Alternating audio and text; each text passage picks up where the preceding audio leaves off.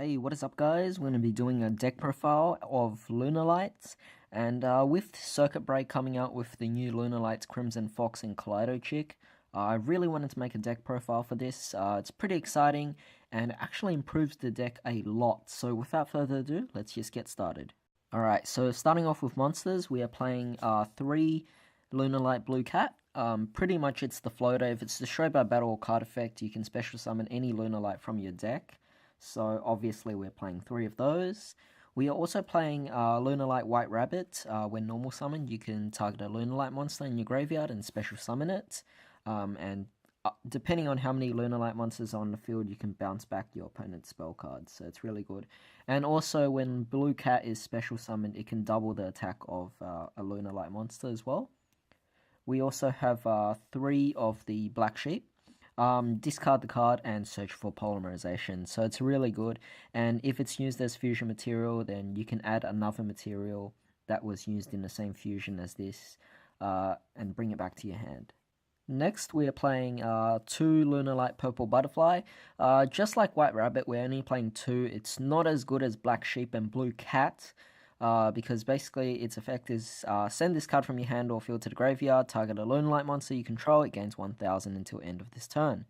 You can banish this card from your graveyard and special summon a Lunalight monster from your hand. So, not as great as Blue Cat or Black Sheep, but it's still good enough to play at 2.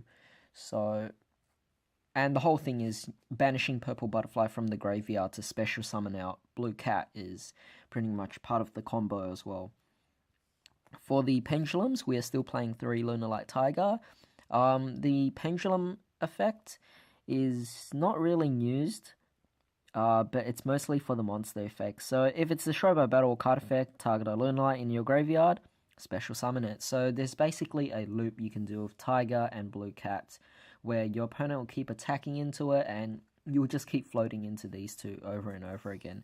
So it's just really nice to go for that. Then we are playing 3 Lunalight Wolf as well. It's a great card. It's a level 6, which is the only downside to it. But other than that, its monster effect is basically allowing you to have piercing damage. But its pendulum effect is the most important thing here, and it allows you to pretty much do a miracle fusion. So it's a really nice card. I'll explain a bit more about the different combos with it, because obviously we're playing in the link format, so it does change up the plays a bit. Alright, so now moving on to the new cards, we are playing 3 Lunalight Crimson Fox. So Crimson Fox effect is, if it's sent to the graveyard by a card effect, including polymerization of course, you can target a face-up monster your opponent controls and change the attack to 0 until the end of this turn. So it's really great because if you bring out Leo Dancer, then you're attacking your opponent's monster for 3500, which is huge. And of course, Leo Dancer can attack again. And also, its second effect is when a card or effect is activated that targets a Lunalight monster you control. It's a quick effect. You can banish this card from your graveyard, negate the activation, and if you do, each player gains 1000 life points. So it's a really nice card to protect your monsters, and being that it's a quick effect as well, puts it really high on this deck and actually makes it, it improves the deck a lot. So next we have Lunalight Kaleido Chick. So we're playing 3 of this as well. It's really amazing. Basically, these are the 2 cards that came out in Circuit Break, and both really amazing, improves the deck so much. So Kaleido Chick's effect is once per turn you can send a Lunalight monster from your deck or extra deck to the graveyard. The name of this face-up card becomes the sent monster's name. So you can send a Lunalight Panther Dancer to your graveyard. It becomes Panther Dancer, and it just gives you such easier ways to bring out Leo Dancer. That's the cool thing about the deck improving on that. Its other effect is, if it's sent to the graveyard by a card effect, you can target a polymerization in your graveyard and add it back to your hand. So that's really nice there, and you can only use it once per turn, obviously. If this card is actually banished, you can activate the effect of your opponent's cards and effects cannot be activated during the battle phase. So obviously, this works in conjunction with Lunalight Wolf. If you use Lunalight Wolf to banish her from the graveyard, then your opponent can't do anything during the battle phase, which is really insane. Alright, so moving on with spells, we're playing 3-5 formation tanky. Obviously, all your Lunalights are Beast Warrior type, so searching it with that is really nice. And obviously, it gives them the extra 100 attack as well. And believe it or not, but it actually makes a big difference.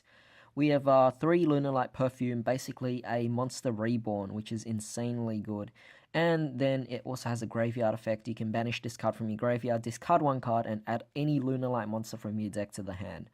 Really insane card. It's not even limited to once per turn. You can use both effects on the same turn. And also you can play multiple of these if you really had 3 of this in the hand. So no restrictions there. It makes the deck really, really good and actually improves the consistency. We're playing 3 Polymerization, obviously, because Black Sheep can search for it.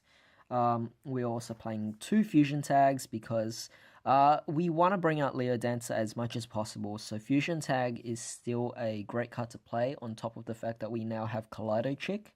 Then we are playing 2 Fusion Recycling Plant, basically another great way to add poly to your hand.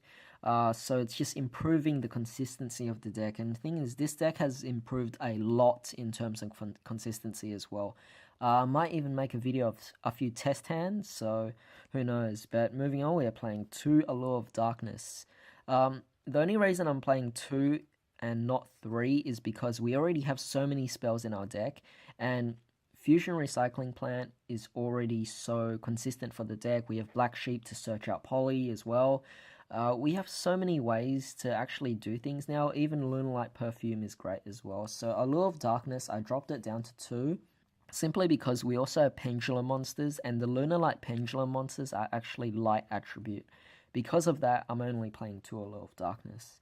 As for traps, there's only 3 traps we're playing, and that is the Lunalight Reincarnation Dance. And basically, it's still a great card, and it doesn't really matter if you're going second. These days, we don't even have to worry about having this card in the hand, because OTKing your opponent is actually really easy now. So that's pretty much the main focus of the main deck. Let's move on to the extra deck.